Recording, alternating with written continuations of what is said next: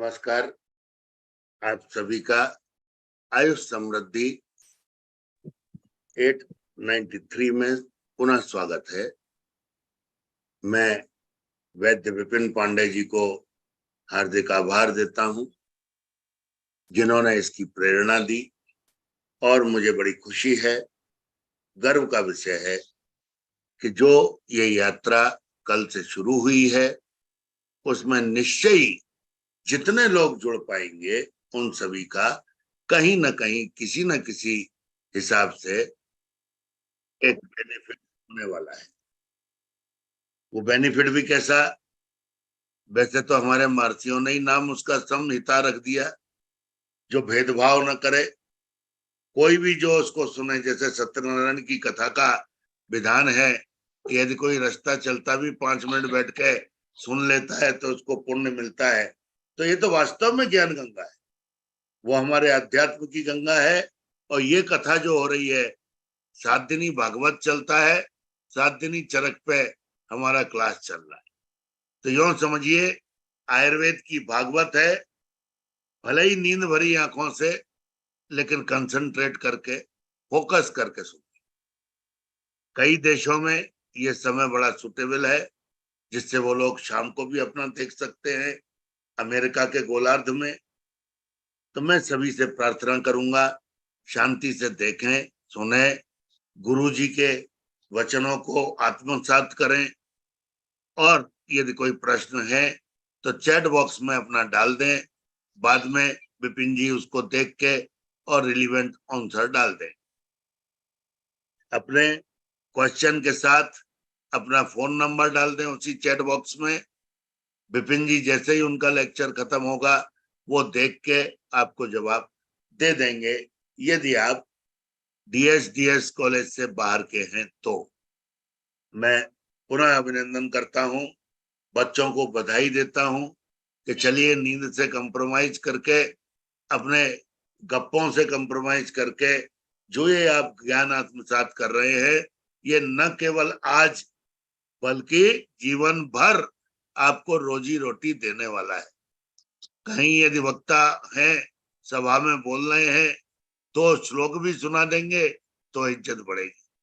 कहीं टिपिकल रोगी देख रहे हैं, नहीं समझ में आ रहा क्या करें, यदि कोई चरक का सूत्र या सिद्धांत उस समय मन में आ गया और भगवान करे वो रोगी ठीक हो गया, तो आपको उस समय भी यश की प्राप्ति होगी। चरक जी को नमन करते हुए, ये प्री बर्थडे सेलिब्रेशन है चरक जी का, ये हम अपनी श्रद्धा से मनाते हैं।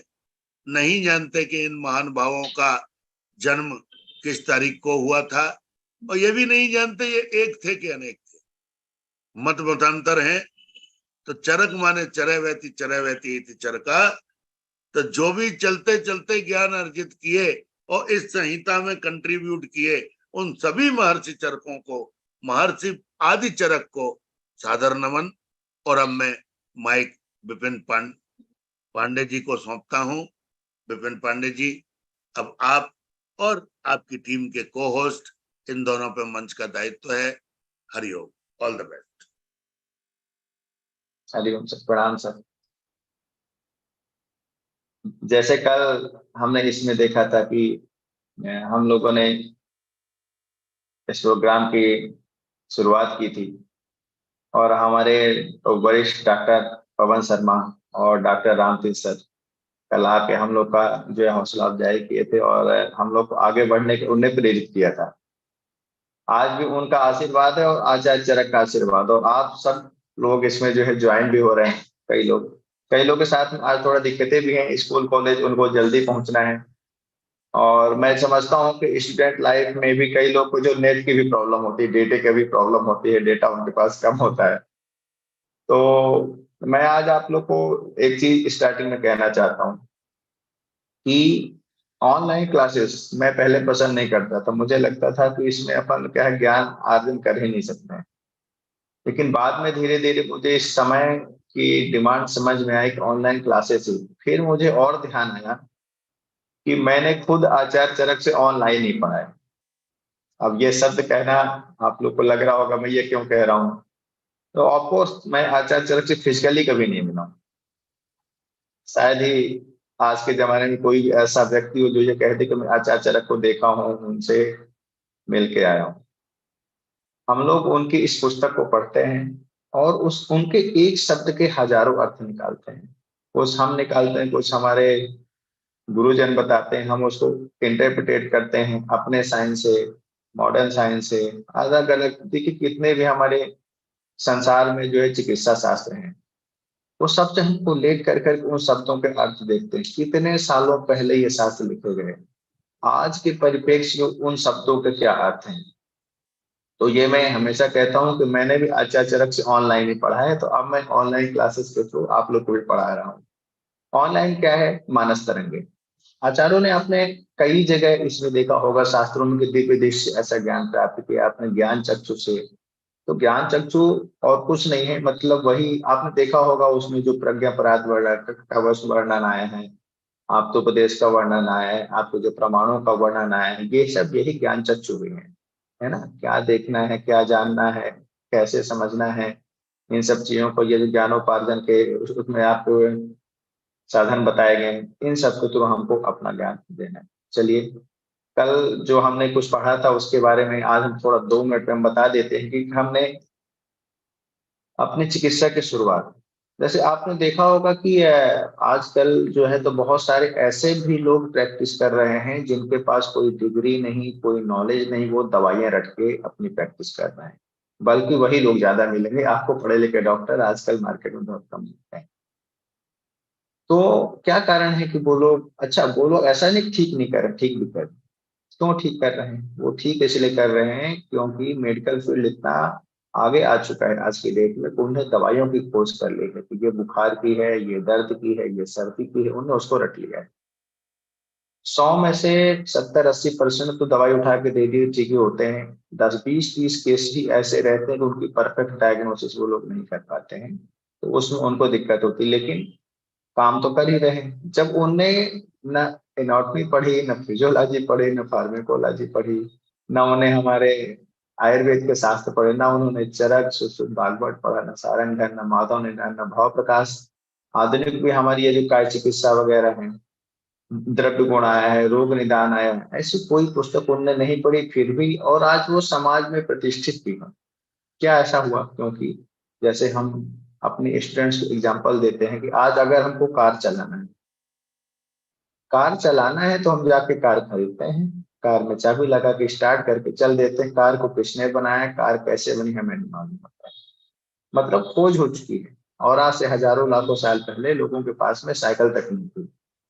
तो जस्ट इमेजिन करते थे कि हम अपनी यात्रा को कैसे सुगम बनाएं, क्या करें। तो मतलब ये है कि मैं आपसे ये कहना चाहता हूँ कि आयुर्वेद बहुत डेवलप है। आयुर्वेद इतना डेवलप है कि अब उसको डेवलप करने की जरूरत नहीं है, जो पहले से ही डेवलप था। हम हमारे जीवन में, हम हमारी पैथी, हमारे देश के हिसाब से, हमारे काल के, हम उसको कैसे ढालते हैं, ये हमको सीखना है। और वही सीखने के लिए हमने ऐसी क्लासेस ऑर्गेनाइज की हैं, सब किया है कि आयुर्वेद बहुत डेवलप है। बस आयुर्वेद का आशीर्वाद लेके आप अपने आप को डेवलप कर लीजिए। संहिता 7 दिन में पढ़ाना, मैंने कहा था कि ये भी संभव नहीं है, फिर भी हमने एक ऐसा प्रयास किया है। कल भी जो हमने आपको डायग्नोसिस के बेसिक तरीके बताए कि आपको घबराना नहीं है, बस आपको ये देखना है कि 3 प्रकार के शोथ कौन से हैं। फिर उसके बाद में आपको देखना है कि निज क्या है, आगंतुज क्या है। आगंतुज निज शोथ में थोड़े से अंतर होते हैं, वो भी आगे चलकर हम आपको बताएंगे जब हम आपको मेडिसिन बताएंगे, मेडिसिन कैसे सेलेक्ट करते हैं डायग्नोसिस वाले उसमें। तो इन्हीं शोथ की कल बात हुई कि 3 प्रकार के शोथ हुए थे, और लगभग लगभग सभी रोगों के कारण वही होते हैं। अब बात ये आती है कि वो 3 प्रकार के शोथ उत्पन्न कैसे हुए, वही 3 क्यों हुए थे, कि वातिक शोथ ही क्यों हुआ, पैथिक ही क्यों हुआ, कब हुआ। तो उसका सिर्फ कारण होता है हमारा आहार विहार और हमारी जो ऋतुचर्या होती है। आहार विहार रहता है, आपने देखा होगा कि हम सामान्यतः, कल भी हमने बात की थी कि प्रातः काल में कफ बढ़ा रहता है, मध्याह्न काल में पित्त, सायं काल में वात बढ़ी रहती है। तो ऋतुओं के अनुसार वर्षा ऋतु में वात बढ़ती है, शरद ऋतु में पित्त प्रकोप होता है, और बसंत ऋतु में कफ का प्रकोप होता है। अब मान लीजिए कि बसंत ऋतु में कफ का प्रकोप हुआ, लेकिन ग्रीष्म में उसको शमन होना चाहिए। अगर वो समन हो गया तो रोग कारक नहीं होगा। अगर ग्रीष्म ऋतु में कफ का समन नहीं हुआ तो फिर वो रोगों का कारण होगा।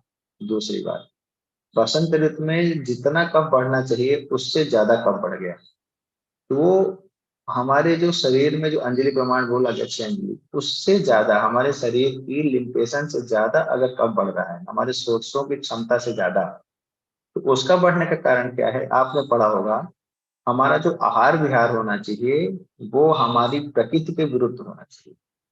प्रकृति के विरुद्ध होना चाहिए और काल के विरुद्ध होना चाहिए। ग्रीष्म ऋतु में शीत अन्न अपन लेते हैं, बसंत ऋतु में रुक्षान, हेमंत ऋतु में उष्ण आहार, गुरु आहार, है ना। बात जैसे वर्षा ऋतु में बात बढ़ रही तो हमको बात शामक आहार लेना है। अगर बसंत ऋतु में हम कफ वर्धक आहार ले रहे हैं तो वही हमारे रोगों का कारण हो जाएगा। हमको ऐसे ही बेसिक लेवल पे समझना है। तो डायग्नोसिस के हमने जो शुरुआत की कि रोग निदान कैसे करें, तो कल जो मैंने बात की थी कि रोगाणाम अकुशलम न जीर्यात् कदाचन ना ही सर्वकानाम नाम तो दुर्वासिता।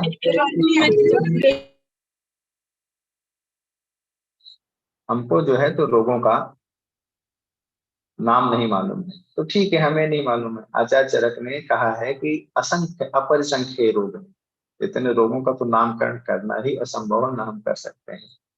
कि जब हमको बस इन सब चीजों का ध्यान रखना है कि दोष क्या है, वो किस धातु को इन्वॉल्व कर रहा है। अगर हम इतना ध्यान दे रहे हैं तो बहुत कुछ हम सीख सकते हैं।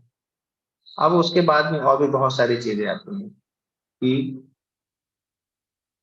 वो दोष जो बढ़ रहा है वो किस स्थान पे बढ़ रहा है।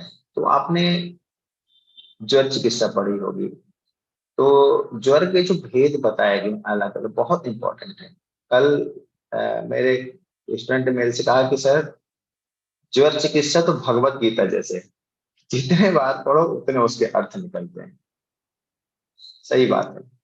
सबसे बड़ा रोग है, उससे बड़ा रोग ही नहीं कि जन्म आदो निधने चाहे। तो मैं सबसे यही कहता हूँ कि अगर आपको डायग्नोसिस ट्रीटमेंट सीखना है तो ज्वर की सीखिए। जिस दिन आप ज्वर को पकड़ना सीख गए, क्योंकि ज्वर देखिए कितने प्रकार के ज्वर होते हैं, शीत ज्वर, उष्ण ज्वर, आमाशय, पक्वाशय, फिर ऋतु के अनुसार, धातुओं के अनुसार, दोषों के अनुसार, फिर गंधज भेद, फिर आगंतुक भेद, फिर शोकज, कामज, भयज, जितने और वो भी जो बताए गए हैं वो भी सिर्फ लिखे गए हैं, इसके अलावा भी बहुत प्रकार के ज्वर होते हैं। तो लेकिन उसको समझे कैसे? बस हमने उठाया ज्वर चैप्टर पढ़ लिया तो समझ में तो नहीं आ रहा है। तो हमारी बात यही रहती है। मैं आपको दो तरीके बताता हूँ बहुत अच्छे। जैसे कल भी सर ने कहा था कि जिस व्यक्ति ने चरक नहीं भी पढ़ी है वो भी अगर लेक्चर्स को सुनता रहता है तो उसको भी थोड़ा बहुत आने होता है। वही तो मैं आज आपको एग्जांपल दे रहा हूँ कि जब बहुत सारे लोग जिनके पास डिग्री नहीं वो भी आज प्रैक्टिस कर रहे हैं, कुछ न कुछ उनने अपनी लाइफ से सीखा है, सब किया है। तो देखिए, डायग्नोसिस कि रोग होता क्या है, कि रोग कैसे होता है हमारे शरीर में, इसको जानने का यही तरीका है कि हम दोष धातु मल को समझ लें। ठीक है, उसके उनकी हम विकृतियों को समझ लें। दूसरा, अगर कोई रोग को समझना है आज के परिवेश में तो इतना डेवलप्ड है सब, आप उस रोग की औषधियां देखिए, उस रोग में प्रयुक्त होने वाली कौन कौन सी औषधियां हैं। ये एक बहुत बड़ा सिद्धांत आज आप लोग को बता रहा हूँ। चरक सूत्र स्थान 25 में लिखा है कि गूढ़ लिंगम व्याधियो उपसय अनुपसाभ्याम परिच्छेद। कि जिस रोग में जो औषध उपसय का काम करेगी वो उस रोग की औषध होगी, जिस रोग में जो औषध अनुपसय का काम करेगी वो उस रोग की औषधि नहीं होगी। तो अगर वो उपसय कर रही है तो वो औषधि किस किस काम आती है। जैसे महासुदर्शन घनवटी है, तो आप मार्केट से खरीदते हो, आपने देखी होगी, खाई उसमें रैपर डले रहते हैं, उसमें उसके इंग्रेडिएंट्स लिखे रहते हैं और उसमें ये भी लिखा रहता है कि कहाँ कहाँ काम करती, क्या करती है। तो मैंने अभी कुछ दिन पहले ही देखा था, अक्सर उसमें लिखा रहता है कि ये दीपन पाचन है, ज्वर है।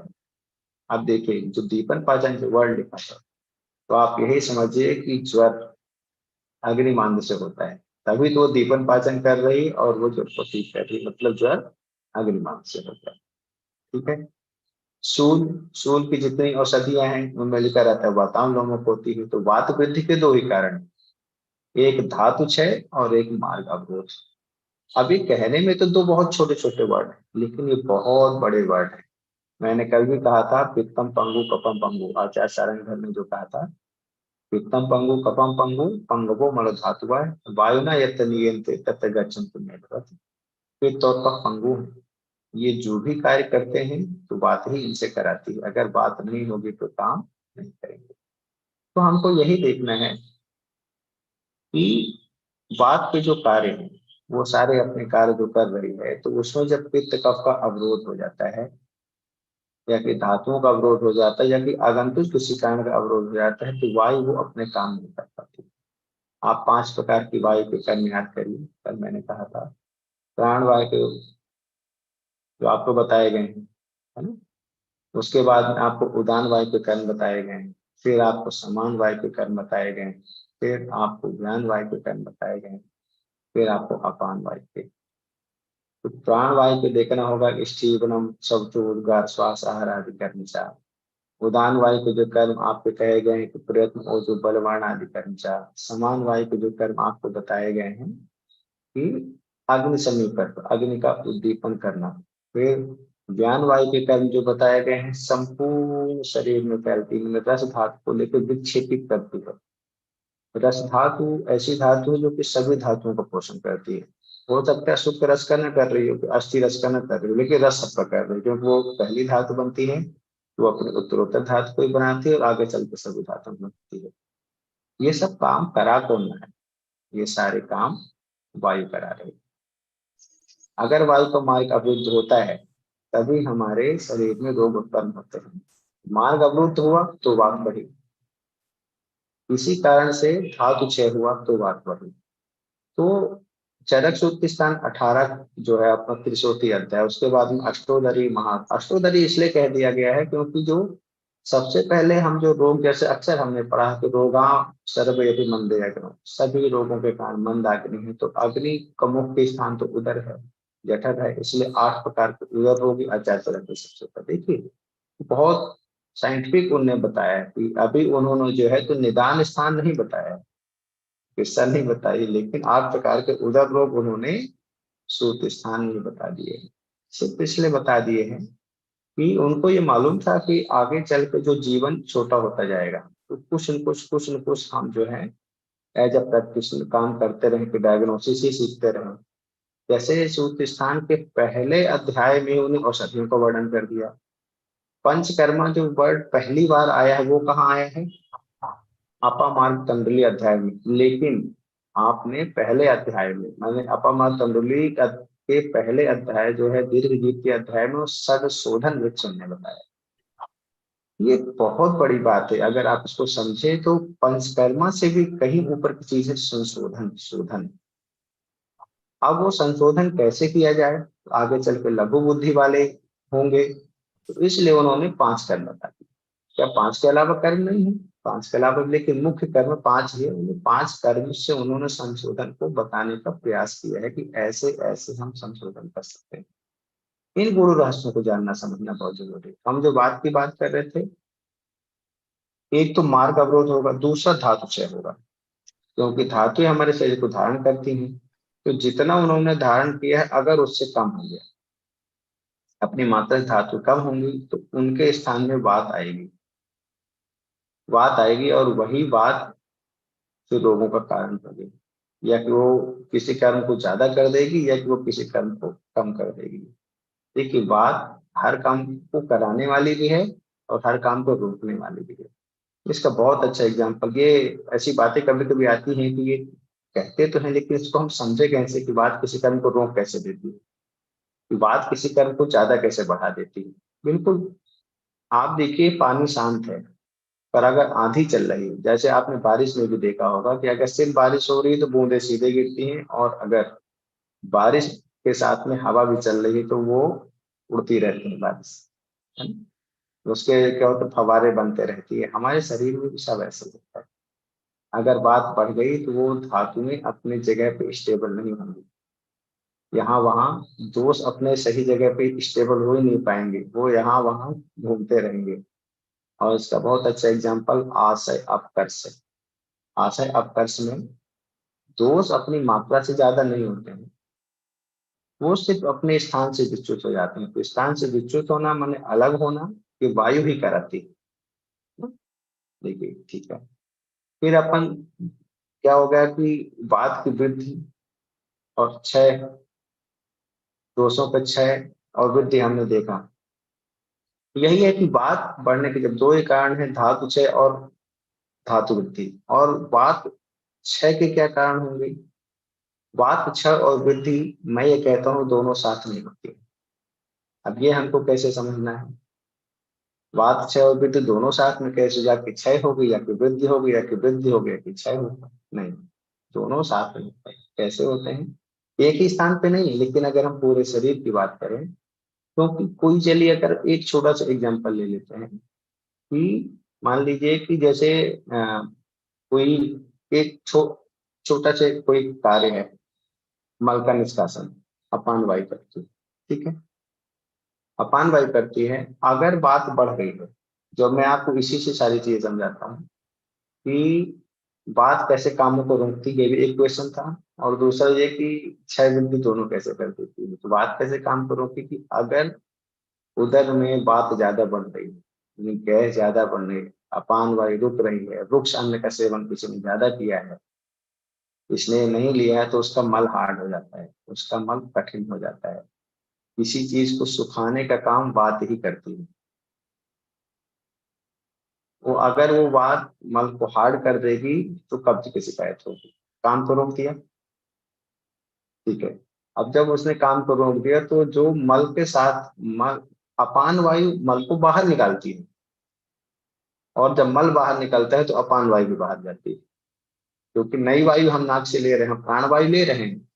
प्राण वायु आगे चल के उदान वायु एक ही है, कोई अलग अलग नहीं है। प्राण वायु, उदान वायु, समान वायु, ज्ञान वायु में कन्वर्ट होती है। केवल स्थान और कर्म भेद से अलग अलग होती है, बाकी वायु सब एक है। इसके बारे में फिर हम आपको अलग से बताएंगे, जैसे इसमें कुछ आएंगे क्वेरीज आएंगे, किसी को नहीं समझ में आता तो आगे चल के इन सब के बारे में बताएंगे आपको। तो ये हो गया। अब हम ये देखते हैं कि वही मल को हार्ड किसने किया था? अपान वायु। अपान वायु जब बढ़ गई, या की वजह से हमने कटु तिक्त कसाय रस का ज्यादा सेवन कर लिया है, तो वो बात बढ़ जाती है, तो बात मल को हार्ड कर देती है, जिसके कारण आगे चल के फिसर होता है। जब बहुत ज्यादा हार्ड मल हो जाता है, जो कि गुदा द्वार से भी ज्यादा चौड़ा हो जाएगा, तो वो मल को निकलने में गुदा मार्ग में कट लग जाता है, तो वो बात ही बढ़ती। अब जब मल हार्ड होकर निकल नहीं रहा है, तो जो दूसरी वायु को निकलना है वो भी नहीं निकल रही है, इसीलिए उदावत होता है। वात ऊर्ध्व गति को प्राप्त होती, जो उसको अधोगति होनी चाहिए, वात का अनुलोमन। देखिए दोनों चीजें हो गई। अपान वायु ही मल को निकालती है, और जब मल निकलता है तो अपान वायु निकलती है। अब अगर मल रुक गया तो वहां मल का क्षय हो गया, मल बाहर नहीं आ रहा है, तो यहाँ वायु बढ़ रही है। तो जहां पे मल रुका हुआ है उसके अगले भाग में, माने गुदा की ओर वात का क्षय है, और ऊर्ध्व प्रदेश में वात की वृद्धि हो जाएगी। तो दोनों चीजें साथ में, यही पैरालिसिस में होता है। पैरालिसिस में होता है कि जहां पे नर्व कंडक्शन होना है, तो अगर वहां पे कुछ ट्रॉमा हो गया, कुछ क्लॉट बन गया, कुछ भी हो गया, तो शरीर के एक अंग जो है तो पूरा कर्महीन हो जाता है, उसमें कर्म नहीं कर पाते, तो वहाँ बात का क्षय हो गया। और दूसरा पार्ट उसका ज्यादा एक्टिव, वो बात जाएगी कहाँ? तो बात कहीं न कहीं बीमार गमन करती है। वो वहां पे जाके आपने देखा होगा अक्सर, जब पैरालिसिस कोई पेशेंट भी जाके देखी, रोगियों को देखना चाहिए, तो कभी भी जिनको ऐसा माइनर पैरालिसिस हो या फिर मेजर पैरालिसिस हो, तो वो अपने शरीर के एक अंगों को ऐसा हिलाते रहते हैं। तो हम लोग जब ऐसे डॉक्टर से जब पूछते हैं, तो वो ये कहते हैं कि ये एक सामान्य प्रक्रिया है, हम सब करते हैं पर कम मात्रा में करते हैं, लेकिन जब रोग उत्पन्न होता है तो हम उसको ज्यादा मात्रा में, एक एक पैर पर से जर्क देना, ऐसा करना, ये हम लोग उसमें देखते हैं, ठीक है। दूसरी बात, आज हमने जो बात की थी कि हम औषधियों से कैसे रोगों की ओर जाएं, क्योंकि समय कम है, हमारा जीवन कम है। समय है तो पूरा दिन आप चरक पड़िए, उसमें कोई नहीं, लेकिन हमारा काम है, उद्देश्य है कि हम कैसे उतर जाएं। तो अभी जैसे हमने आपको बात की, और तो और हम ऐसे रोगों को पढ़ें जो कि सामान्यतः आज के समाज में बहुत ज्यादा फैले हुए हैं। मल की बात आती है, मल एक बहुत बड़ा मैटर। मल पे तो मैं अलग से, हमारे पास आते हैं बच्चे पढ़ने की, वो हमसे बोलते हैं सर आज हम हमको केवल इसके बारे में मैं बताइए कि किस रोग में कैसे पेट साफ कराना है, कहाँ रुचि विरेचन देना है, कहाँ स्नेह विरेचन देना है। अभी एक केस हमारे पास आया था, आंखों की प्रॉब्लम थी उसको, तो उसको शास्त्रों में विरेचन लिखा है, तो उसको जब विरेचन लिखा है तो उसको विरेचन दिया गया, लेकिन विरेचन जब नहीं हुआ तो उसको तीक्ष्ण विरेचन दे दिया गया। वात प्रकृति का व्यक्ति था, दुबला पतला था, उम्र भी कम है, 6 जन्य रोग है, और उसको जो दिया गया विरेचन तो उसको शिक्षा भेदी रस से दे दिया गया, तो उसको फिसर हो गया, तो मैंने परिकर्तिका हो गई थी। वहां हमको इसलिए विरेचन देना चाहिए था। विरेचन लिखा है, इसका मतलब ये नहीं कि हम किसी भी चीज से विरेचन दे देंगे। कहाँ स्नेह विरेचन, कहाँ पे हमको रुक्ष विरेचन देना है, हमको ये सब समझना बहुत जरूरत है।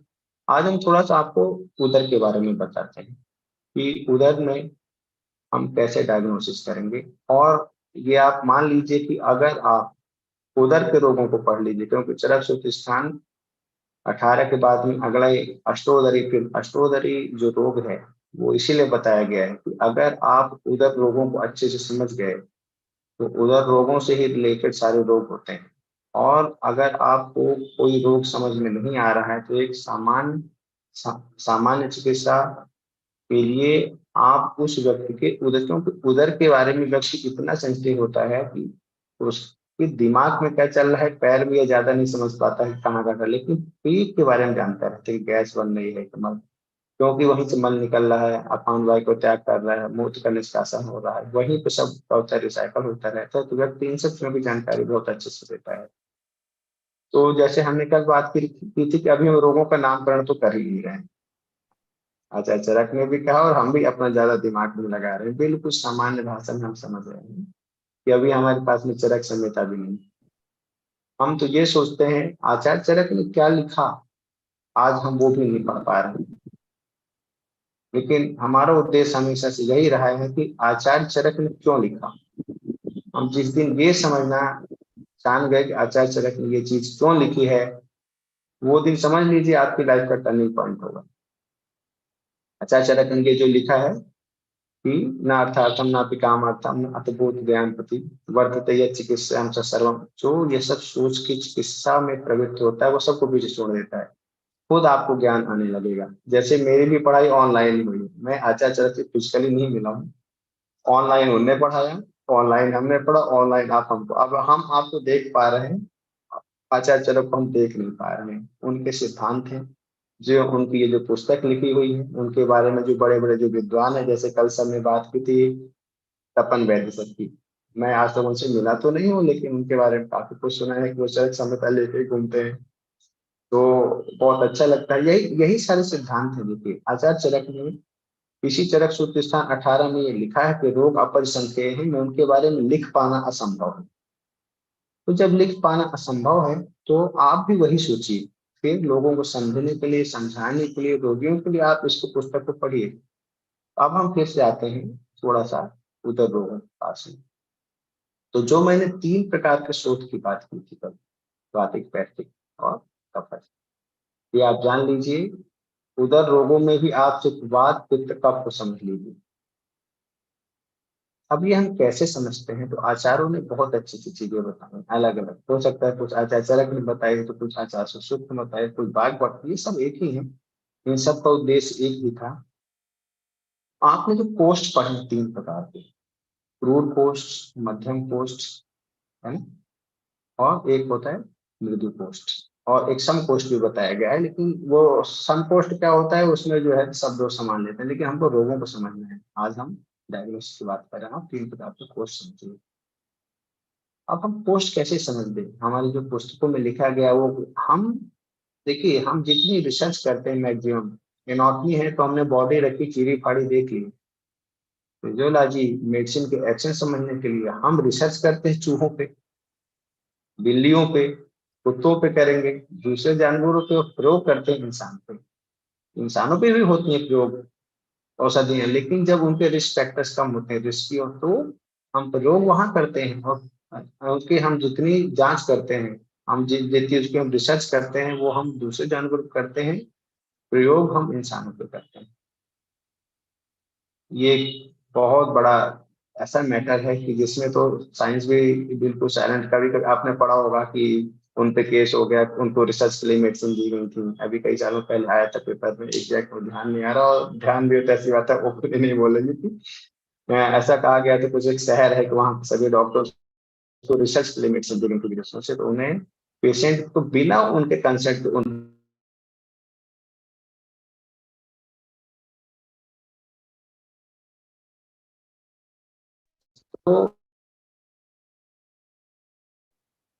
कि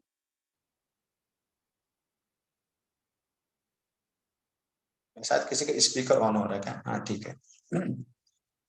बस आपको इतना ध्यान देना है कि जो उदर है, क्योंकि उदर के बारे में हर व्यक्ति जानता रहता है। अब उदर के बारे में वो क्या जानता है?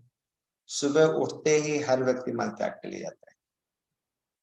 आप अगर इसको समझ गए तो वो कोई भी, अगर सिर की भी परेशानी होगी और अगर आप उसके मल से कोरिलेट करेंगे तो आप कुछ न कुछ रिलेशन बना लेंगे प्राथमिक उपचार के लिए। फेफड़ों को भी प्रॉब्लम है, मूत्र की प्रॉब्लम है, पैरों में भी कोई दिक्कत चल रही, कुछ भी अगर कोई भी दिक्कत चल रही है तो आप उधर से कोरिलेट कर सकते हैं।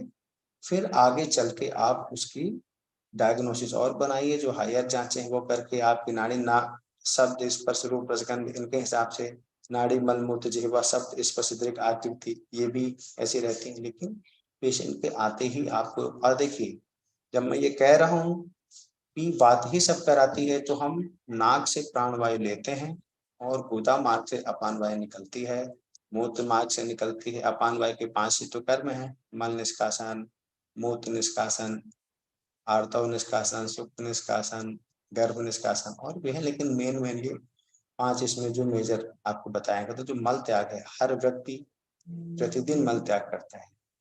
कुछ देशों में ऐसा है कि दूसरे दिन या कि तीसरे दिन अगर पेट साफ नहीं हो तो हम उसको कब्ज मानते हैं, लेकिन हमारे भारतवर्ष में लगभग ऐसा है, एक बार या कि 2 बार, तो एक बार योगी, 2 बार भोगी, 3 बार रोगी। मल समझिए कि मल, उसी से आप दोषों का रिलेशन कर सकते हैं, बहुत ईजी है। उसमें एक ये देखना है किस दोष का इन्वॉल्वमेंट। तो अगर कोई व्यक्ति ये कह रहा है कि उसका मल हार्ड आता है, कठिन आता है, ब्लैक कलर का आता है, मल त्याग करने में उसको दर्द होता है, तो ऑफकोर्स बात बढ़ी हुई है। कोई व्यक्ति कहता है नहीं मुझे दर्द नहीं होता है, बट ये है कि जब भी मैं कुछ स्पाइसी फूड खा लेता हूँ, कुछ बाहर का खा लेता हूँ, तो मुझे बार बार मल त्याग की। अब ये समझिए कि जो हार्ड मल कह रहा है उसकी आंतों में वातिक शोथ है। फिर वही शोथ आ गया, वातिक शोथ है तो उसको वातिक उदर रोग हुआ है। और अगर उसमें पैतिक शोथ है तो पैतिक, पित्त की चीजें इरिटेट करती हैं, इरिटेशन करने वाली होती हैं। तो जब उसमें कोई ऐसा स्पाइसी फूड जाएगा, वो उसमें तीक्ष्ण कटु जाएगा, तो वो उसको इरिटेट करेगा और बार बार मोशन आएगा। तो ऐसा ये क्या होता है, मृदु कोष्ठ, आपने पढ़ा भी होगा मृदु कोष्ठी में।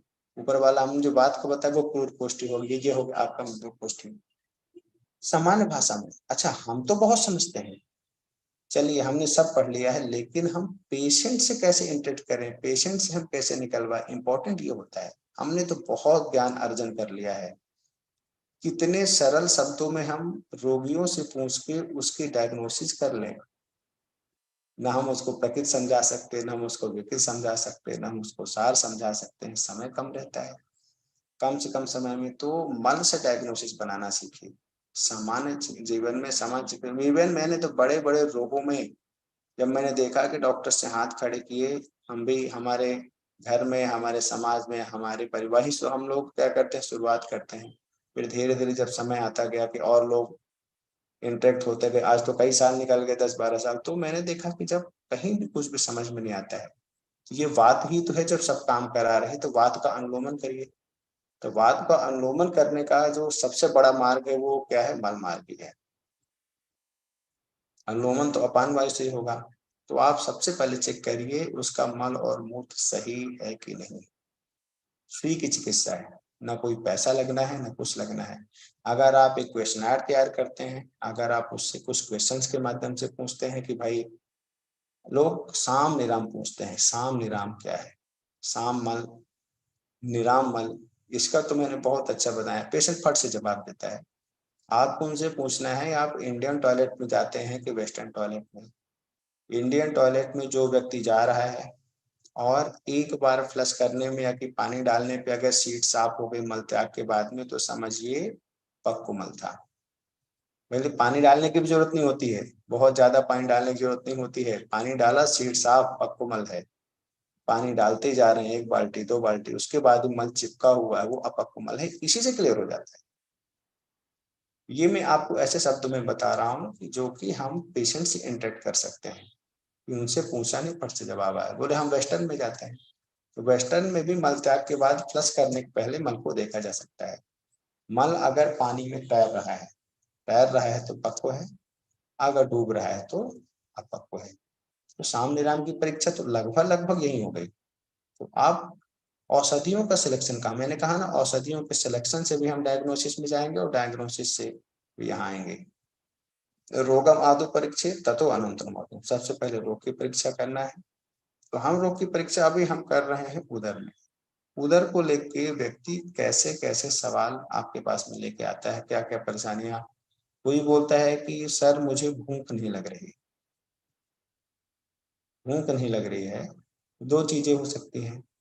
देखिए खाने का मन नहीं हो रहा है, स्वाद नहीं आ रहा है। स्वाद नहीं आ रहा है तो स्वाद तो देखिए जिह्वा में होता है, वहां पे जो आपका जो बोधक कफ होता है, बोध नहीं हो रहा है रसों का ज्ञान। जैसे अभी आपने कोविड में पढ़ा था, आपको सर्दी हो जाए, मलेरिया हो जाए, विषम ज्वर में आपने देखा होगा जीभ का स्वाद ही चला जाता है, ऐसा हो जाता है कई बार। स्वाद नहीं आ रहा है, स्वाद तो आ रहा है, भूख नहीं लग रही है, खाने की इच्छा नहीं हो रही। खाने की इच्छा नहीं हो रही है, भूख नहीं लग रही है, ये समान वायु का कर्म। समान वायु अग्नि को उद्दीपित नहीं कर रही है तो इच्छा नहीं हो रही है। खाने की इच्छा होती है, खाना खा लेते हैं, खाना पचता नहीं। खा तो लेते हैं, पचता ही नहीं, कि सुबह खा लिया तो शाम को नहीं, शाम को खा लिया तो सुबह नहीं, फिर ये अग्नि के विपरीत है। थोड़े छोटे छोटे डिफरेंशिएशन है, छोटे छोटे डिफरेंशिएशन से आप बहुत अच्छी प्रैक्टिस कर सकते हो। दवाइयाँ आपको सबको मालूम, अभी मैं दवाइयों का नाम गिना ना, हमसे ज्यादा हमारे स्टूडेंट्स बता देंगे, फर्स्ट ईयर सेकंड ईयर वालों को सब मालूम रहता है कि चित्तकायत बटी, सौंफ, कि ये नागर मोता चूर्ण है, कि नाग केसर कहाँ देना है, कि कहाँ पे अपने को रसोन, वो सब जानते हैं। बस छोटी सी आपको डायग्नोसिस आपको, और ऐसा नहीं है कि चित्तकायत सिर्फ पेट पे ही काम करेगी सौंफ। अगर पेट से ठीक हो तो पेट से ही सारे दोष ऊपर स्प्रेड हो रहे हैं हमारी पूरी बॉडी में। वात पित्त कफ, हम जब आहार लेते हैं तो आहार में जो पहले जो पाक की अवस्था, पाक आपने पढ़ा होगा, पहले कफ बढ़ता है, फिर पित्त बढ़ता है, फिर उसके बाद में वात बढ़ती है। मधुर अवस्था पाक, अम्ल अवस्था पाक, फिर कटु अवस्था पाक। यहीं से दोषों की उत्पत्ति होती है।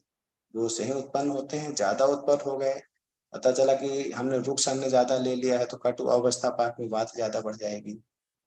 मधुर अन्न ज्यादा ले लिया है, कफवर्धक ज्यादा ले लिया है, गुरु ले लिया है, स्निग्ध ले लिया है तो ये बढ़ जाएगा। और अगर पश्चिमाना अवस्था वाले में हमने पित्त वर्धक चाहिए तो वो ज्यादा बढ़ जाएगी। ऐसे आपको डायग्नोसिस करना है। यहाँ पे आए, अब उसके बाद में ऐसी समस्या आएगी खाना नहीं पच रहा है। फिर एक समस्या आती है कि खाना तो पच जाता है, पेट साफ नहीं होता है। खाना पच गया तो पेट साफ होना ही होना है, लेकिन खाना पचने के बाद पेट साफ नहीं होना है। फिर आपको समझना है कि स्मॉल इंटेस्टाइन तक बढ़िया है, लार्ज इंटेस्टाइन का जो मास मूवमेंट वो थोड़ा उसका खराब हो रहा है। ये एक अलग मैटर, ये भी हम आपको बताएंगे। तो यहाँ पे दीपन, पाचन, बोधन, ये सब बात आई। फिर आपने औषधियों में बहुत सारे कर्म पढ़े होंगे, द्रव्य गुण विज्ञान में पढ़ा, अलग अलग पढ़ा है कि एक वर्ड आता है दीपन, एक वर्ड आता है पाचन, एक वर्ड आता है रेचन, रेचन मान होता है विरेचन, एक होता है स्तंभन और एक होता है संग्रहण। संग्राही औषधियां जो कि हम प्रवाहिका में देते हैं, जैसे बिल, गरमोथा। इनमें अंतर क्या है? जो हम ये औषधियां पढ़ते हैं, मैं इसलिए कह रहा हूँ कि औषधियों से भी हम लोगों को समझ सकते हैं। कई सालों तक तो मेरे भी समझ में नहीं आता था, हम ये जो कि रटे थे, गुरुओं से पूछ देते रहते थे। आज उन सब को हम समझते हैं कि जैसे सौंफ का पढ़ा होगा, सौंफ दीपन है, नाग केसर पाचन है, और चित्रक दीपन पाचन दोनों। दीपन है मतलब सौंफ सिर्फ समान वायु को उद्दीपित करती है, वो सोचों को खोल देती है, समान वायु को दीपन करेगी तो वो दीपन हो जाएगी, पाचन हो जाएगा। नाग केसर भूख लगी, खाना नहीं पच रहा है तो न भूख लग रही है न खाना पच रहा है तो चित्त का अधिपति। बोध नहीं हो रहा है, मतलब रसों का बोध नहीं हो रहा है, रसों का ज्ञान नहीं हो रहा है, तो जो मुख वैसत्य कर जो आचार्य चरक ने, आचार्य सुश्रुत ने जो ऐसा कहा है, आप उसमें पढ़ा होगा, उसमें स्वस्थ व्यक्ति में जो बताया गया दिनचर्या में, ऋतुचर्या में मुख वैसत्य कर कुछ द्रव्य है, उनका सेवन करने से हमको रसों का ज्ञान, तो वो कफ के विकृत हो गई। अब आज मैं 5 मिनट में आप लोग को एक बहुत इंपॉर्टेंट चीज बताता हूँ कि दीपन, पाचन, संग्रहण, स्तंभन और विरेचन, और इनकी औषधियां भी। औषधियों को चलिए अभी आगे भी समय है, लेकिन इन शब्दों को समझिए, हम छोटा छोटा कुछ बताते चलेंगे, छोटी छोटी औषधियां, और जो बड़ी औषधियां हैं हम आपको आगे बताएंगे। लास्ट की जो हमारी 3 क्लास है वो मेडिसिन पे ही है, मेडिसिन पे ही चलेंगे, तो उसमें इन सब चीजों को रिपीट करते हुए जो मैं बात बता रहा हूँ उसकी दवाई भी बताऊंगा, और जो मुझे नहीं आता वो मैं आपको नहीं बताऊंगा। फिर मैं ये बता दूंगा अच्छा चरक ने लिखा है, मैंने अभी तक केस नहीं देखा। तो दीपन देखिए, भूख नहीं लग रही है तो सौंफ दीपन करना है, समान वायु हमको बढ़ाना है। खाना नहीं पच रहा है, खा लेते लंबे समय तक खाए हुए, आपने पढ़ा होगा अजीर्ण में अलग अलग अजीर्ण होते हैं, आमाजीर्ण, विलिका, विदग्धा जीर्ण, विष्टप, किस लेवल पे अजीर्ण है। खाना खाया, अभी वो आमावस्था में पड़ा हुआ है, तो खाए हुए अन्न की डकार आती रहती है, ये भी समझते हैं हम कि पेशेंट बोलता है सर जो खा लेते हैं वही हमको डकाते आमाजीर्ण। फिर आता है विदग्धा जीर्ण। विदग्धा जीर्ण में जो पश्चिमानावस्था रहती है, वहां पे पित्त जो क्या होता है, विदग्ध होता है, वो विदग्धावस्था में पड़ा रहता है, फिर वो आगे चल के कटु रस में कन्वर्ट नहीं हो पाता, वो अम्लीय भाव उसमें बना रहता है। तो एसिडिटी जिन लोगों को रहती है, पेट में जलन रहती है, खाने के बाद में थोड़ी देर हाथ पैर में जलन होने लगेगी, अनइजीनेस फील होगा, उसके बाद में अगर आहार का पाक होने लगा तो फिर वो कटु भाव में लगता है, बात उससे रिलीज होती है। ये भी बहुत अच्छा सिद्धांत है कि कैसे कटु भाव क्यों उत्पन्न होता है सबसे लास्ट में, तो इसके बारे में हम बताएं, क्योंकि ये बहुत सारे वैसे गूढ़ रहस्य वाली बातें हैं, इतना आसान नहीं रहता, लेकिन अभी हम सामान्य सिद्धांतों की बात कर रहे हैं। कुछ भी अगर आपको एक शब्द का भी अगर कुछ पर्टिकुलर कुछ ऐसा लेक्चर चाहिए होगा तो आप लोग हमें कमेंट बॉक्स, जैसा अभी सर ने कहा था, आप डालिएगा, हम प्रयास करेंगे शब्दों के माध्यम से ऑनलाइन, जैसे आचार्य चरक ने हम लोग को अभी पढ़ा, और अभी वो ऑनलाइन ही है, ऑनलाइन मैं नहीं हूँ, ऑनलाइन आचार्य चरक है, क्योंकि ये जो भी ज्ञान है हमारे गुरुओं का है, हमारे माता पिता ने हमें सपोर्ट किया, हमारे यहाँ पे जो लोग आते हैं, इवन हमारे रोगियों ने भी हमें सिखाया है, तो उन सबका बहुत बहुत धन्यवाद मैं हमेशा से करता हूँ कि मैं निमित्त बना, यही बहुत अच्छी बात है। दीपन में सौंफ, पाचन में नागकेसर। नागकेसर प्रैक्टिकली बहुत कम लोग उसको उपयोग करते हैं, उसको उसमें करते हैं ब्रीडिंग पाइल्स में जाके, रक्त जिसमें रहता है आर्थोजन को ज्यादा आने लगता है, रक्त प्रदर वगैरह में, लेकिन पाचक औषध है नागकेसर, महंगा भी आता है इसलिए, तो वो प्रैक्टिकली नहीं, तो चित्रकारी तो है, चित्रक है, तो जहाँ पे दीपन पाचन की बात है। अब हम थोड़ी सी बात करते हैं स्तंभन, विरेचन और संग्रहण। कहाँ हमको स्तंभन करना है, कहाँ हमको विरेचन करना है, और कहाँ हमको संग्रहण। संग्रहण वर्ड का तो बहुत ही, हम देखते हैं बुक्स में भी संग्रहण के बारे में लिखा नहीं, संग्रहण लिखा है कि ग्राही औषधियां हैं, कि संग्राही औषधियां हैं, लेकिन what is the exact meaning of the ग्रहण, संग्रहण, और इन दोनों में क्या डिफरेंस है, भाई आज हम थोड़ा सा भी आपको जनरली बताते हैं कि जब शरीर में मल इकट्ठा हो रहा है तो हमको विरेचन देना है, विरेचक औषधियां देना है, पेट साफ कराना है। जैसे किसी को, जैसे हम उसमें बताया था पोस्ट में जो क्रूर पोस्ट होता है, तो क्रूर पोस्ट में मल हार्ड रहता है। अब देखिए यही डिफ्रेंशिएशन करना है कि विरेचन औषधि कौन सी देना है, वृक्ष विरेचन देना है कि स्नेह विरेचन। मल हार्ड है, वात ने उसको सुखाया तो वहां स्नेह विरेचन, ठीक है। जहाँ पे बहुत सारे वर्ड्स हैं आजकल, तो अभी उन्हें आईबीएस एक प्रॉब्लम आ गई, स्प्लो सिंड्रोम आ गया, जैसा अभी हम जनरली ही बात कर रहे हैं, जो हमारे आयुर्वेद में जो गृहिणी वर्ड आता है, तो वैसे तो अलग से कहीं कब्ज करके शब्द मैंने तो नहीं पढ़ा, हो सकता कहीं लिखा भी बहुत सारे शास्त्रों में लिखा हो, क्योंकि संपूर्ण ज्ञान हमने वो भी नहीं दिया है। तो कब्ज स्पेशल उदर रोग जरूर आए हैं, कि वातिक उदर रोग है, पैथिक उदर रोग है, कि कफज उदर रोग है, और तो उसमें जहाँ पेट साफ मल नहीं आ रहा है, तो मल का आने का समय नहीं आया, तो उसमें इसमें हम 2 चीजें हमेशा ध्यान देना है। कोई व्यक्ति भले ही आके हमसे कितना कह रहा है कि हमारा पेट साफ नहीं होता, आप हमको दवाई दे दीजिए, आपको ये देखना बहुत जरूरी है कि पाचन हो क्या है और मन नहीं निकल रहा है, कि पाचन ही नहीं हुआ है और मन नहीं निकल रहा है। आहार का पाचन हो गया है, फिर मन नहीं निकल रहा है, and if you are damn sure हाँ यही है, तब आप विरेचक औषधि दीजिए। लेकिन अगर आपको थोड़ा सा भी संदेह है तो आप विरेचक औषधि मत दीजिए। पेशेंट आया भले आ जाए, मत दीजिए आप उसको। 3 दिन 5 दिन 7 दिन लीजिए, आप उसको नुकसान करते हैं। अक्सर हमने पर्चों में देखा है कि बोला नहीं कि पेट साफ नहीं हो रहा है, तो लोग तो आते भी नहीं डॉक्टर के पास में, टीवी में एड देख के, पेपर में एड देख के पेट साफ करने की दवाई लेने लगते हैं। पेट ऐसा नहीं साफ करना है। पेट साफ करने का अगर आपने दवाई ले ली है, आपने विरेचक औषधि दे दी, तो उसको पेट में जो मिलेगा वो सब निकालेगा। फिर कहते हैं हमको कमजोरी लग रही है, हमारे दांत कुछ और हम खा तो सब रहे हैं। जब तक पाचन न हो जाए, कच्चा आम और पका आम, कच्चे आम का रस निकाला जा सकता है क्या? नहीं। पके आम का रस निकालना हो तो फट से निकाल आएगा, उसको दबाइए। जब पित्त का इन्वॉल्वमेंट होता है, अग्नि का, तो वही कच्चा आम कच्चे से पाक हो जाता है, उसका रस बहुत जल्दी निकल जाता है। तो अगर भोजन का पाक हो गया है तो मल अपने आप निकल जाएगा। तो मेरा कहना यह है कि आप पाचन करिए। आप ये समझिए कि उसको दीपन औषधि देना है कि पाचन औषधि देना है, तो नहीं भी समझ में आ रहा तो दीपन दे देंगे तो लेकर पाचन हो ही जाएगा, और पाचन देंगे तो दीपन भी हो जाता है। जब पाचन होगा, आम का जब पाचन हो जाएगा, आहार का जब पाचन हो जाएगा, तो वायु को मार्ग जब खोलेंगे तो दीपन भी होने लगता है। ये दोनों चीजें एक दूसरे को रिलेट करती हैं, एक दूसरे को सपोर्ट करती हैं, एक ही सिक्के के दो पहलू हैं। लेकिन कभी भी किसी भी रोगी को बिना उसके आहार का, मल का, आम का पाचन किए हुए विरेचक औषधि मत दीजिए। मत चाहिए आपको ऐसी वाहवाही नहीं चाहिए, अरे हमने दिया दवाई, ये आप उसका गलत करते हैं। पहले आप पाचन करिए। और ये कंडीशन तो मेरे ख्याल से तो बहुत ही कम बनती है आज की अवस्था में, कि पाचन हो रहा है और मन नहीं निकल रहा है। ये कुछ ओल्ड एज में या कि इंटेस्टाइनल जो डिफॉर्मिटी होती है उसी कंडीशन में ऐसा होता है, नहीं तो बाकी ऐसा नहीं होता है। तो आपको दीपन पाचन करना बहुत जरूरी है। अब हम बात करते हैं स्तंभन संग्रह। अतिसार में आपने पढ़ा होगा, वातिक अतिसार में जब अतिसार पढ़िए तो वातिक अतिसार आता है, पैतिक अतिसार आता है, खपज अतिसार आता है, ऐसे बहुत सारे अतिसार आते हैं। उसमें आचार्यों में जगह जगह पे ऐसा लिखा है, जब वो ट्रीटमेंट बताते हैं एक स्टेप बाय स्टेप, उन्होंने लिखा है कि अतिसार में सर्वप्रथम स्तंभन नहीं करना चाहिए हमको।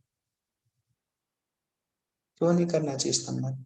अगर हमने पहले स्तंभन कर दिया, मतलब जो शरीर से निकल रहा था सबको हमने रोक दिया है। शरीर की एक खासियत होती है, वो मल को ही बाहर निकालती है। रोगावस्था में ही वो अच्छी चीजों को निकालेगी, धातुओं को, लेकिन वो मल को निकालती है। जब मल बाहर निकल रहा होता तो हमको तो उसको रोकना नहीं, हमको उसको निकल जाने देना है या कि पचाना है। अब ये जो पाचन औषधियां देना है, जब तक आहार का पाचन नहीं होगा तब तक संग्रहण नहीं होगा। ये आपको समझाना चाह रहा हूँ। तो अतिसार प्रवाहिका में आप डिफ्रेंशिएट करिए। यही आगे स्टेप बाय स्टेप हम आते हैं। अतिसार के बाद अब यहाँ ये मैटर क्यों, स्तंभन क्यों नहीं करना है? स्तंभ का मल को रोक देते हैं। तो अगर जो आहार है, अगर हम उसका पाचन कर देंगे, अब देखिए बात ये आती है, अगर हमने पाचन किया है, संग्रहण मतलब हमारे शरीर के लिए जो आवश्यक तत्व हैं उनका शरीर हमारा ग्रहण कर ले, और जो औषधियां उसको ग्रहण कराने में, मतलब दीपन में और पाचन में सहायक करेंगी, वही संग्राही औषधियां होगी, मतलब वो संग्रहण कराती हैं। तो धातु तभी तो बनती है, धारणात् धातु है। शरीर को धारण करेंगे, धारण जब कुछ होगा तब ना धारण करेंगे, तो ये वही संग्रहण है। इसीलिए आप देखिए अतिसार में वातिक, जहाँ पे बहुत ज्यादा फिर क्षीण रोगी हो, कमजोर हो, उसके बल उसके मल में वहां स्तंभन देना नहीं, उनको भी हमको दीपन पाचन कराना है। कि हम जो आहार ले रहे हैं, जब उसका दीपन पाचन हो जाएगा तो संग्रहण शुरू हो जाएगा, अपने से होता है। लेकिन अगर दीपन पाचन होने के बाद भी संग्रहण नहीं हो रहा, तब हमको संग्राही औषधियां, ग्राही औषधियां, संग्रह, ग्राही संग्राही में अंतर बताते हैं। फिर हमको ग्रहण और संग्रहण का अर्थ समझना है कि ग्राही क्या है और संग्राही क्या है। तो ग्राही क्या है, दीपन पाचन हो गया, उसने ग्रहण कर लिया, लेकिन उतना ही ग्रहण करे जितना हमारे शरीर के लिए आवश्यक है, वो संग्राही है। ज्यादा ग्रहण भी नहीं करना है। इसलिए आपने देखा होगा कि जो अतिसार वाला है वो बताता है कि हमको बार बार मल का त्याग हो रहा है, तो उसको जो है पतला मल भी आ सकता है, गाढ़ा मल भी आ सकता है। लेकिन जो प्रवाहिका वाला वो ये बताता है कि नहीं, हमको पतले दस्त नहीं लग रहे हैं, मरोड़ हो रही है और फिर हमारा मल त्याग हो रहा है। कभी कभी उसको हम पेचिश बोलते हैं, उसमें म्यूकस भी आ जाता है। तो वहां हमको संग्राही औषधि, क्योंकि हम जो खा रहे हैं, तो आमावस्था पश्चिमाना, उसको जो कटु भाव की जो अवस्था है, कटु भाव में वात बढ़ती है, रुक्षता उत्पन्न करती है, और जब रुक्ष कोई सरफेस जब रुक्ष होती है तो वो चीजों को होल्ड करती है। इसलिए उसके बहुत सारे सिद्धांत मैं कटु भाव को बताऊंगा। इसलिए पक्वाशय को वात का मुख्य स्थान बोला, तो वो उसको संग्रहण करती है, उसको रोकती है। और अगर वहां शोथ उत्पन्न हो गया, फिर वही 63 अध्याय की बात आ गई कि अगर वहां पे शोथ उत्पन्न हो गया है, तो जब शोथ उत्पन्न हो जाएगा तो वहां के चैनल्स ब्लॉक हो जाएंगे, तो वो संग्रहण नहीं होगा, वो मल बार बार निकलता रहता है, वही प्रवाहन होता रहता है, इसलिए हम उसको प्रवाहिका बोलते हैं। तो वहां पे हमको संग्राही औषध देना है। तो दीपनी, पाचनी, संग्राही नाम से स्टम। अब एक औषधि और आती है, दीपन हमने आपको बता दी, सौंफ हो गई, पाचन बता दी, स्तंभक में भी बहुत सारी औषधियां आती हैं। उसके बाद में एक औषधि आती है जो कि ग्रहण करती, बिल्व। बिल्व संग्राही औषधि है, ग्राही औषधि है। और जो दीपन, पाचन, संग्रहण सब करे वो है नागरमोथा। दीपनी, पाचनी, संग्राही नाम श्रेष्ठम। और 2 दिन बाद हम जब चिकित्सा चालू करेंगे तो हम नागरमोथा से ही शुरू करेंगे। हम आपको बताएंगे कि नागरमोथा कैसे बेस्ट औषधि होती है, कैसे क्या होता है, कहाँ कहाँ उसका प्रयोग किया गया है। तो आज का सेशन लगभग हम इसको यहीं पे स्टॉप करते हैं। और आप लोग को बहुत बहुत धन्यवाद, काफी लोग इसमें जुड़े हुए हैं, कुछ लोग तो आते जाते भी रहे हैं, क्योंकि आज जो है 15 अगस्त है। और आप सब लोग को स्वतंत्रता दिवस की ढेर सारी शुभकामनाएं। आपके जो भी क्वेश्चन है, हमारा जो ग्रुप बना हुआ है आप उसमें भी डाल सकते हैं, क्योंकि आज मुझे ऐसा लग रहा है कि मेरा कुछ मैटर था वो बताना जरूरी था, थोड़ा लेट हो रहा है। तो अभी डायरेक्टली अगर कोई यहाँ पे पूछना चाह रहा है तो एक क्वेश्चन के लिए अभी समय है, तो ये क्वेश्चन अपन यहाँ कर सकते हैं। नहीं, बाकी आप हमारे जो ग्रुप बना है व्हाट्सएप ग्रुप, उसमें डाल सकते हैं क्वेश्चन, तो हम कल के लेक्चर में उसको बताएंगे, या कि हम उससे भी उसके आंसर डाल सकते हैं। तो अगर अगर किसी को कोई क्वेश्चन हो तो आप अपने हैंड रेज करिए इसमें चैट बॉक्स पे।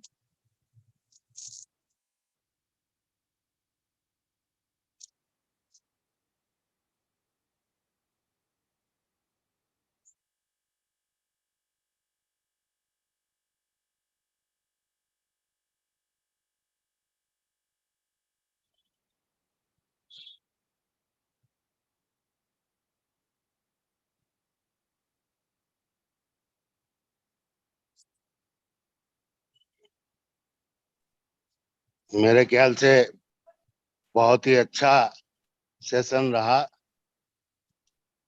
हरिओम। हरिओम। जी सर। विपिन जी, मेरी आवाज जा जी रही है? सर। हरिओम, खुश रहो। जी सर, मेरी आवाज आ रही है आप तक? हाँ, आ रही है। विश जी यू सर, ऑल द इसमें बेस्ट। कुछ ऐसा ही टेक्निकल प्रॉब्लम आ रही है। चरक संहिता। कोई का प्रश्न है क्या? किसी का भी कोई प्रश्न हो तो तुरंत पूछें। हरिओम। आज सर हरिओम सब लोग क्या है, 15 अगस्त में सबको निकलना है। जी। हाँ, तो अभी सब लोग सर, हमका गुड मॉर्निंग। हाँ, बोलिए। सर, मुझे एक बहुत अच्छा लेक्चर था सर। एक डाउट है सर कि सुश्रुत में मैंने कहीं पे, मतलब अच्छे से याद नहीं है रेफरेंस, लेकिन कहीं पे ये वर्णन है कि जो क्रूर कोष्ठ है, वात श्लेष्मा क्रूर कोष्ठ। तो सर मैम आपकी क्या कफ? आवाज थोड़ा तेज करिए, बहुत धीमी आ रही है। सर मैं ये कह रही हूँ कि सुश्रुत में कहीं पे क्रूर कोष्ठ में ऐसा लिखा हुआ था, गुड मैंने कहीं मॉर्निंग। पे पढ़ा था, वात श्लेष्मा क्रूर कोष्ठ। तो क्या जी, श्लेष्मा का कुछ संबंध है क्रूर कोष्ठ में? क्या बोल रही है, श्लेष्मा का? कुछ संबंध है क्रूर कोष्ठ में? बिल्कुल है मैडम। देखिए आप देखिए जो क्रूर कोष होता है, तो कफ के श्लेष्मा है ना, आप श्लेष्मा कह रही हैं, तो कफ और श्लेष्मा एक ही है, तो दोनों की एक गुण की समानता है, शीत गुण। और जो शीत गुण स्तंभक होता है मैम, शीत गुण जो है, रुक्ष गुण जो है ना, ये स्तंभन ही करते हैं कहीं ना कहीं। तो जी। उसमें जो क्रूर कोष्ठी है उसके मल का स्तंभन ही तो होता है, और कफ उसका मार्ग भी रोक सकता है। तो हो सकता है मार्ग अवरोध के कारण, माने कफ वर्तक जब अन्न ज्यादा लेगा, तो जब उसके वायु का मार्ग अवरुद्ध होगा तो वायु जब बढ़ेगी तो वो हरिओम। मल को हरिओम। सुखाएगी। ठीक है सर। इस अवस्था में हम ऐसी कौन सी मेडिसिन का ऐसा कौन से औषध का दिमाग में सोचें कि जब हमें कफ बहुल्य को लगे कोश? हम लोग ही हैं। जी देखिए, अगर जो इसमें रहता है ना कफ बाहुल्य जब रहता है मैम, तो हमको जो है दीपन पाचन औषधियां देना चाहिए। जी सर, थैंक यू।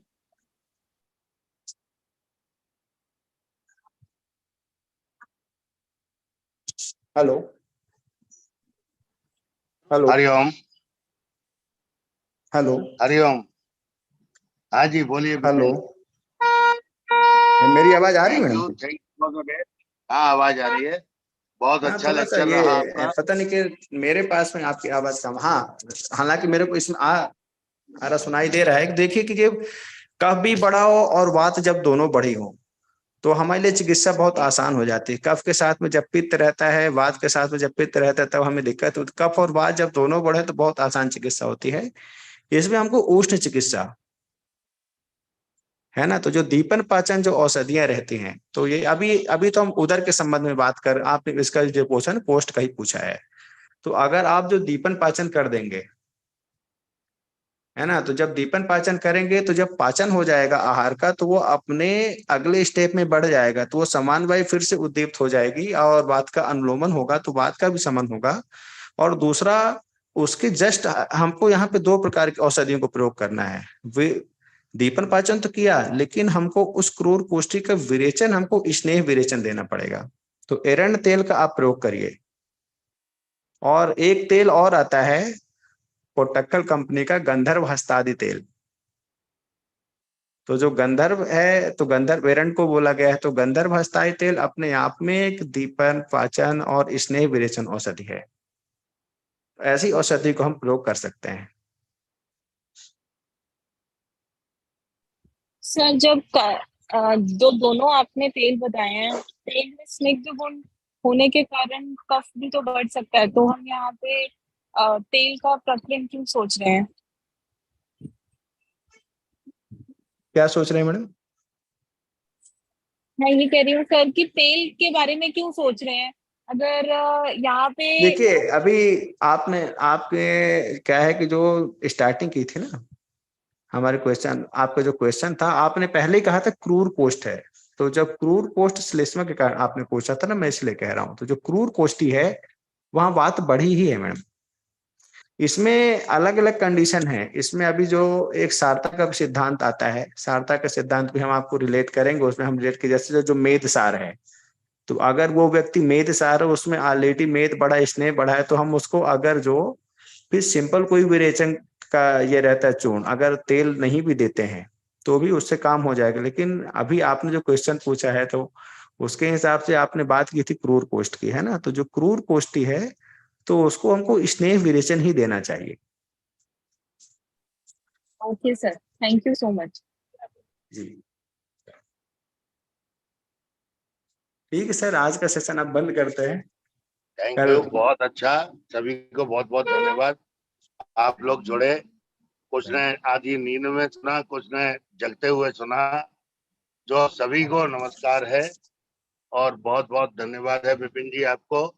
आनंद करते चलिए, जब चरक की कृपा आप पे रहे। All the best. Now I am